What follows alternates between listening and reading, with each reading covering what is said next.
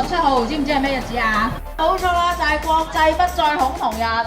今日我哋嚟到我哋紀利佐治街啦，到東角度咧有8個唔同嘅同志組織喺度擺緊街站。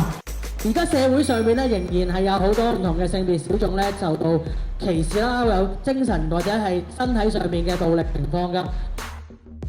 今年咧，我哋想大家留意多一樣嘢，身為納稅人，你究竟啲錢使咗去邊？就係話俾大家聽，支持呢啲嘅假同行真洗腦嘅機構，佢哋係能夠攞到錢續去做一啲嘅拗直，繼續去話俾啲家長聽，佢哋唔可以中意同性嘅。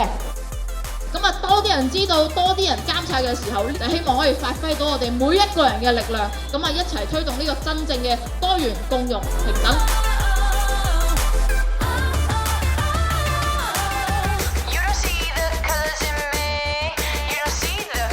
性別小眾唔係一個病，但係歧視仍然好似病毒咁樣咧，喺唔同嘅形式存在喺我哋周圍。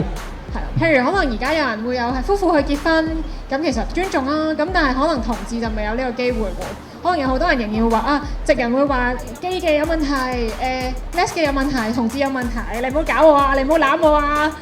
或者可能有啲人會覺得啊，好好奇喎，點解你哋係女同志啊咁樣？咁但係重要其實係要尊重，我哋都尊重你哋異性戀嘅人啦。咁一樣你都要尊重我哋一班同志啊嘛，我哋都係一樣係人嚟嘅。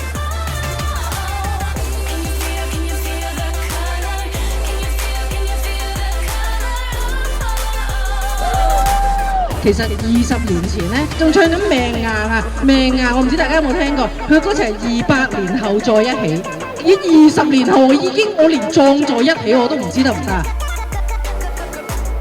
喺度呼籲大家，嗱，大家一齊做個好朋友，我哋一齊咧減少微歧視。咁當然明刀明槍嗰啲歧視都唔好做啦，好唔好啊？